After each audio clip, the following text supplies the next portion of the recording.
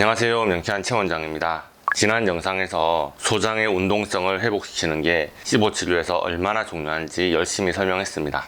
오늘은 제가 추천하고 싶은 위장운동 촉진제를 소개해 보려고 합니다. 자, 위장운동 촉진제 프로키네틱스는 위장관의 운동성을 향상시켜 음식과 폐기물이 소화관에서 빨리 이동하게 해주는 물질입니다. 음식물이 소장에서 오래 머무르면 박테리아가 과도하게 증식할 수 있기 때문에 시보 환자분들에게 프로키네틱스가 도움이 될 수 있습니다. 그런데 시보뿐만 아니라 스트레스성 소화불량에도 위장운동 촉진제를 처방하기도 하기 때문에 시중에는 다양한 종류의 약물 기반 프로키네틱스가 이미 나와 있습니다. 그런데 첫 번째 시도에서부터 약약 처방을 받는 건 너무 성급한 선택인 것 같고요. 저는 여러분들이 시보에 대해서 스스로 해볼 수 있는 방법을 영상으로 추천하고 있기 때문에 합성 화학 물질보다는 천연 프로키네틱스를 추천해보고 싶습니다. 생강과 알로에, 마그네슘은 시보 셀프 치료법에서 제가 이미 언급한 적이 있습니다. 그 내용은 지난 영상을 참고하시고요. 그거 말고 또 추천하고 싶은 게 뭐냐 하니 바로 멜라토닌입니다.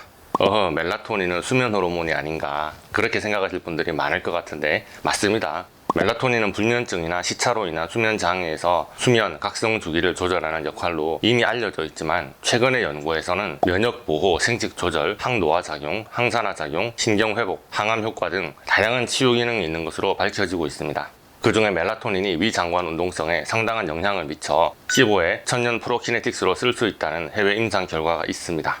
멜라토닌이 천연 운동 촉진제로 작용하는 방식을 6가지 관점에서 설명해 볼게요. 첫 번째로 멜라토닌은 MMC를 자극하는 역할을 합니다. 지난 영상에서 MMC가 단식 시간 동안 약 90에서 120분마다 발생하는 근전기 신호라고 설명드렸는데요. 소화되지 않은 음식, 박테리아, 잔여물을 위와 소장에서 밀어내려서 강력한 클렌징 웨이브로 역할을 하는 거죠. MMC는 3단계로 작용합니다. 1단계는 MMC 사이클의 60% 이상을 차지하는데요. 장 수축이 거의 없는 정지 기간입니다. 2단계는 간헐적이고 불규칙한 저진폭의 스파이크가 발생하고요. 3단계는 규칙적인 고진폭 수축으로 쓰나미같이 밀어내리는 작용을 합니다. 그리고 다시 1단계로 돌아가는 거죠. 멜라토닌은 MMC의 활동을 증가시키는데 2단계의 불규칙한 스파이크 활동은 줄이고 3단계의 고진폭 수축을 강화하는 것으로 알려져 있습니다. 그래서 멜라토닌이 MMC를 자극해서 소장의 잔해물을 쓸어내리고 대장에서 소장으로 박테리아가 역류하는 것을 방지하는 데 도움이 될 것으로 생각합니다. 두 번째로 멜라토닌은 위장관의 평활근 수축에 영향을 미칩니다. 원래 멜라토닌은 뇌보다 장의 400배 많이 존재합니다. 뇌보다 장에서 할 일이 많다는 뜻인 것 같은데 명쾌한 체원장의 뇌피셜일 수도 있지만요. 멜라토닌은 장의 특정 멜라토닌 수용체에 결합하여 평활근을 움직이게 하고 연동운동을 강화시킵니다. 그런데 회맹판이 느슨해지는 것이 대장에서 소장으로 세균을 역류하게 하여 시보의 원인이 될 수도 있다고 설명드렸던 거 기억하십니까? 회장 맹관의 판막도 평활근입니다. 멜라토닌이 소화기관의 평활근 수축과 이완에 영향을 미친다 할 때는 회맹판의 판막 기능을 더 강화하는 역할을 할 수도 있는 거죠. 세 번째로 멜라토닌은 위장 기능을 조절하는 다른 호르몬과 상호작용합니다. 예를 들어 소마토스타틴은 다양한 소화 호르몬의 분비를 억제하고 장 운동을 늦추는 효과가 있습니다. 그러면 연동 운동이 멈추고 MMC가 늘려지겠고 시보에는 악영향을 미치겠죠. 그런데 소마토스타틴의 작용을 멜라토닌이 조절할 수 있습니다. 여타 다양한 소화 관련 호르몬의 작용과 서로 균형을 맞추는 멜라토닌의 효과는 장 운동을 정상화하고 강화하는 데 도움이 될 수 있을 것으로 생각합니다.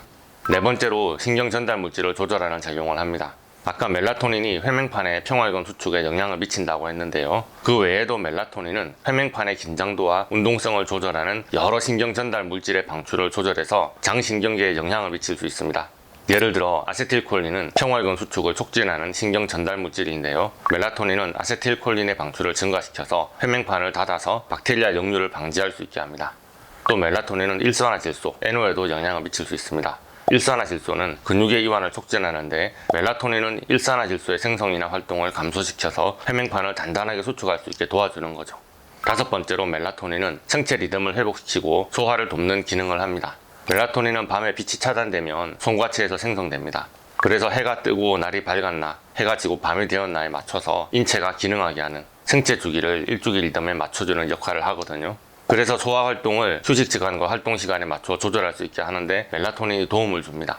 이게 왜 중요하냐 하니 회맹판이 닫혀 있으면 박테리아 역류를 막을 수는 있지만 만약 회맹판이 닫혀 있으면 소화하고 남은 찌꺼기가 내려가는 것을 방해할 수도 있잖아요. 도대체 언제 회맹판이 닫혀야 되고 언제 회맹판이 열려야 되냐, 이런 기능적 문제를 일 주기에 맞춰서 조절해서 최적으로 작동하게 만드는 역할을 멜라토닌이 간접적으로 담당할 수 있다는 것입니다. 여섯 번째로 멜라토닌은 항암과 항산화 특성이 있습니다. 산화 스트레스는 위장 조직을 손상시키고 장의 만성적인 염증은 장의 운동성을 망가뜨릴 수 있습니다.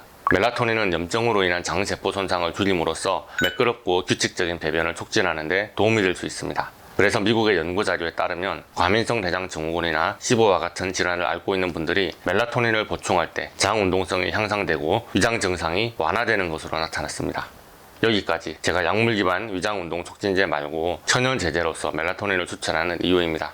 자, 좋은 이야기를 했으면 이제 주의해야 할 사항도 설명드려야 되겠죠. 지금 한국어 기반으로 멜라토닌에 대한 데이터를 검색하면 제가 지금 말씀드린 위장의 운동성 이런 얘기는 거의 찾아보기 어려우실 겁니다. 멜라토닌 하면 불면증에 대한 얘기만 주로 많이 나오겠죠. 저는 미국 데이터를 가지고 여러분에게 설명드리려고 하고 있는데 아무래도 그런 자료들이 한국의 로컬 병의원으로 넘어올 때까지 최소 몇 년은 걸리는 것 같습니다. 그래서 안 그래도 시보는 사람들마다 반응이 제각각이기로 악명이 높은 질환인데요. 여러분이 멜라토닌을 시보에 적용해 보려고 해도 어디 자료를 찾을 때가 마땅치 않고 스스로 겪어보며 판단해야 된다는 말씀을 드리는 겁니다.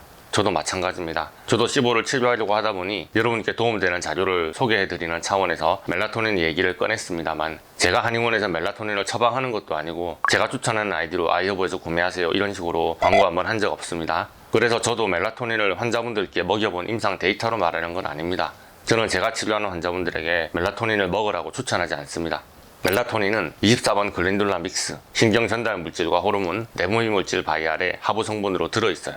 저는 지난 영상에서 설명드렸듯이 글렌듈라 믹스를 치료해서 여러 호르몬의 불균형을 잡아주고 내분비 물질의 제 역할을 하게 만드는 방식이 시보를 치료하는 근본적인 방법이라고 생각하는데요. 멜라토닌도 그런 큰 틀에서 바라보는 여러 호르몬의 항목 중의 일부일 뿐입니다.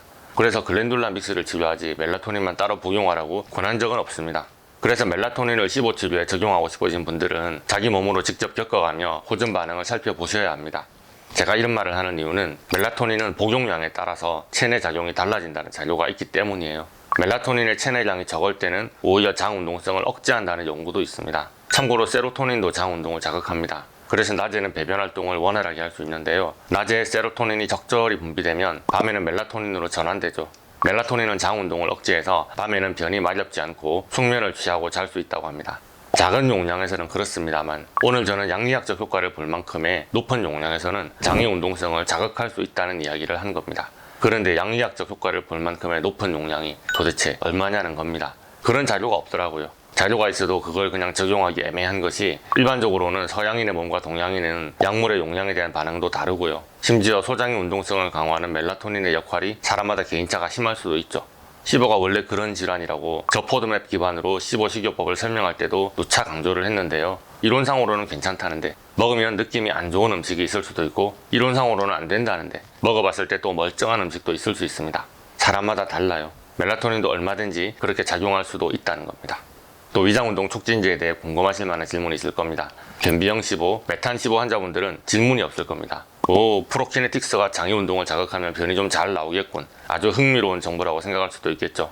그런데 설사형 시보, 수도 시보 환자분들의 경우는 어떨까요? 안 그래도 설사가 심한 것은 MMC가 너무 빨라서 그런 게 아닌가? 장이 안 그래도 심하게 수축하면서 설사가 심한데 장 운동 촉진제를 복용하면 설사가 더 심해지는 거 아닌가? 그런 질문을 왜 안 하고 계신가 모르겠습니다. 그런데 소장에 수족가스가 발생하는 것은 세균 때문이죠. 설사가 심한 것과는 별개의 작용으로 대장으로 세균을 밀어내리는 역할이 필요한 상태입니다. 그래서 과민성 대장 증후군이나 궤양성 대장염, 크론시 병 등의 염증성 장 질환에서 멜라토닌이 복통 및 설사 증상을 감소시킨다는 임상 데이터가 있기는 있습니다. 하지만 이것이 운동성의 변화 때문인지 아니면 멜라토닌의 항염증 효과 때문인지가 명확하게 구분해서 밝혀진 것은 아닙니다. 일단 임상 자료에 따르면 멜라토닌이 위장관의 리듬을 엄격하게 억제한다기보다는 위장관의 리듬이 손상된 사람들의 운동성을 정상화하는 데 도움이 될 수 있다고 말하기 때문에 저도 멜라토닌을 권해드리는 것입니다. 그런데 멜라토닌이 장에 미치는 전반적인 영향이 복잡하기도 하고 여러분의 상황에 따른 개인차가 있을 수도 있으니까 여러분이 신경 써서 몸을 관찰하는 것이 중요할 것 같습니다. 그래서 제 생각에 멜라토닌에 관심이 있는 분들은 액상 형태의 제제를 써보시면 어떨까 싶습니다. 드로퍼 형식의 액상 멜라토닌은 한 방울씩 먹을 수 있으니까 알약보다는 멜라토닌의 복용량을 쉽게 조절할 수가 있습니다. 알약보다 여러분의 필요에 맞게 과다 복용이나 과소 복용의 위험을 피하면서 가장 효과적인 복용량을 찾는 데도 도움이 될 것 같고요. 그리고 어린아이들이나 어르신들, 알약이나 캡슐을 삼키는 데 어려움 있는 사람들이 복용하기도 쉽습니다. 액체는 정제나 캡슐보다 신체에 더 빨리 흡수되므로 액체 멜라토닌이 작용이 더 빠르게 나타나서 여러분의 신체 반응을 관찰하는데 유리할 수가 있습니다. 그리고 멜라토닌은 밤에 잠자기 전에 드셔야 합니다. 자, 마지막으로 제가 위장관 운동 촉진제로 멜라토닌을 추천하는 걸 보면서 어떤 생각을 하셨나요? 멜라토닌은 MMC를 조절하고 위장관의 근육 수축을 자극하고 관련 소화 호르몬을 균형 있게 조절하고 염증을 줄여 장 운동성에 상당한 영향을 미치는 다각적인 역할을 한다고 했는데요. 이 호르몬을 액상으로 먹을까 말까를 생각하기 전에 이 호르몬의 기전을 먼저 생각해 보십시오. 멜라토닌은 밤에 불을 꺼야 생성됩니다. 제가 지난번 영상에서 스트레스를 줄이고 밤에 핸드폰 보지 말고 유튜브를 얼른 끄고 주무시라고 잔소리를 했는데요. 낮에 세로토닌이 충분히 합성이 돼야 밤에 멜라토닌으로 전환이 되는데 이 세로토닌은 언제 어떻게 만들어질까요? 햇빛을 쐬고 야외에서 운동하고 식후에 몸을 움직이고 릴렉스하고 기분 좋게 휴식하는 것이 세로토닌 합성을 자극합니다. 그래서 배 아프다고 누워서 핸드폰만 보시는 분들, 밤늦게 야식 드시는 분들 최악의 습관이고요. 밤 늦게까지 넷플릭스 보다가 잠을 못 주무시는 분들, 낮에는 졸려워서 낮잠을 자거나 오후 늦게나 일어나고 집 안에만 계시고 활동이 전혀 없는 분들은 일주기 흐름이 망가진 것 또한 장내 환경을 망가뜨리는 큰 원인이 된다는 것을 자각하셔야 됩니다. 생활 습관을 변화시킬 생각은 없고 그냥 약만 먹고 빨리 낫기를 원하는 것은 반칙이죠. 그래서 제가 글랜듈라 바이알 치료가 왜 시부에 도움이 되는가 그 이야기를 하면서 불면, 피로, 우울, 불안을 치료하는 것, 스트레스를 조절하고 피로를 해소하고 잘 자고 혈당을 관리하고 체온을 유지하고 대사 기능을 회복하고 감정을 관리하고 운동하며 휴식을 취하고 자기가 릴렉스할 수 있는 상황에서 행복감을 느끼고 감사하는 그런 생활 습관을 유지하는 것이 시부에 대한 근본적인 치료가 될 것이라고 말씀드렸던 이유가 조금 이해가 되실는지 모르겠습니다. 내 생활이 바뀌어야 질병이 낫습니다. 시보의 항생제 복용만이 답이 아니라고 시보의 큰 그림을 봐야 된다고 강조하고 있는데요. 모든 질병이 다 마찬가지겠지만 여러분의 마음과 생각과 습관이 바뀌지 않으면서 병만 낫기를 바라는 것은 정상이 아닙니다. 혹시나 일시적으로는 호전이 되었어도 장기적으로 재발하는 원인이 됩니다. 명쾌한 알러지 치료도 마찬가지입니다. 제가 그저 명쾌한 체온장이 치료해주면 낫는다는 그런 이야기를 하는 것이 아니고요. 여러분의 생각과 마음을 바꾸고 인생을 바라보는 관점을 바꾸는 것에서부터 여러분의 건강 회복이 시작되는 것입니다. 그런 관점이 전환되는 계기로 명쾌한 알러지 치료가 기여하는 것이 있었으면 좋겠고요. 여러분의 인생의 전환점이 될 수 있었으면 좋겠습니다. 자, 오늘은 멜라토닌이 장 운동을 강화하는데 어떻게 작용하는지 이야기하였습니다. 영상이 이렇게 흘러갔는데요. 아무쪼록 오늘의 영상이 도움이 되셨다면 좋아요, 구독, 알림 설정 부탁드리겠고요. 질문이 있으시면 댓글 달아주시거나 네이버 톡톡으로 문의해 주시기 바랍니다. 감사합니다.